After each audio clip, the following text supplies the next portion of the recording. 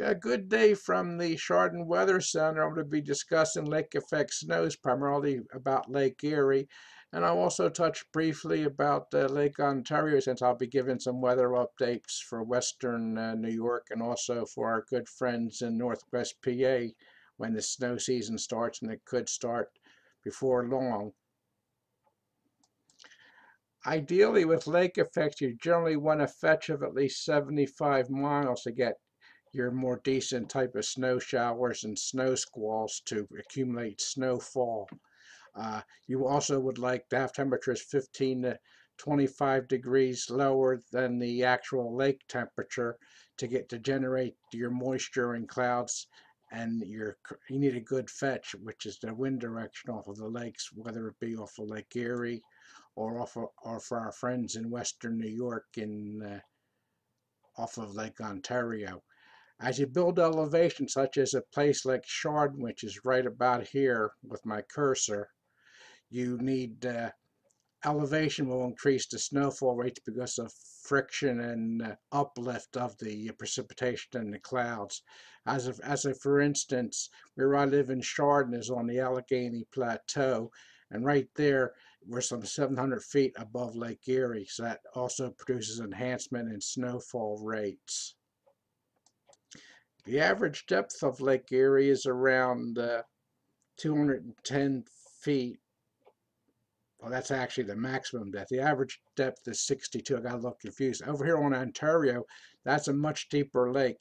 The average depth is 283 feet on this lake, and the actual maximum depth is 802 feet. So that this lake does not freeze over, while as Lake Erie, which is much more of a shallow lake, will freeze over in your colder type winters, generally the third week or so of January. If you're having a cold, bitter winter, this lake will become frozen, and actually a lot of sportsmen will go out there and do some ice fishing. Now, as I was alluding to before, the bigger the fetch, the more precipitation you can produce, such as for areas like in the snow belt of Northeast Ohio. You like to see at least 75 miles to get your best snow squalls and snow showers to accumulate snowfalls in the primary area of snowfall, which I'm showing you right here with my cursor. Whereas with Ontario, and I move this over a little bit, you have a much bigger amount of water before it hits into the areas between Syracuse and Watertown, New York. As a matter of fact, on the Tug Hill Plateau, right in this vicinity, there's a town called Hooker, which is in Lewis County, and back in 76, 77, they had 466 inches of snow that winter, about 39 feet.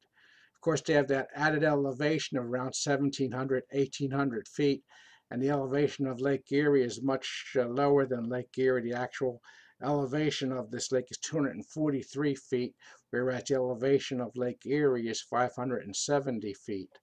So with about 1,400, 1,500 feet of elevation right in this vicinity, with the cursor, that's where they had a huge amount of snow, when they generally do average over 200 inches of snow in the Tug Hill Plateau right here.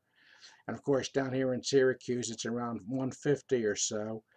Another point of interest in Buffalo area in Erie County, New York, in a 15-mile zone, the snowfall for average can vary from 80 inches to 160 inches. So you can see some of the difficulties your meteorologists would have in predicting snow showers and snow squalls and snow accumulations with that kind of a scenario of 15 miles making a difference between 80 and 160 inches of snow a year. And also to point out with the western snow belts in New York State, especially off of Lake Ontario here, with that big broad fetch, as you can see, these areas right here, they benefit from snows, whether it's a westerly fetch, a northwesterly fetch, or even a southwesterly fetch, which is the reason why this area right in here on the Tug Hill Plateau gets blasted each winter with generally over 200 inches of snow. And that, like I just alluded to, that little town of Hooker received 466 inches back in 76, 77 winter. Well, thank you so much for joining me for my little video.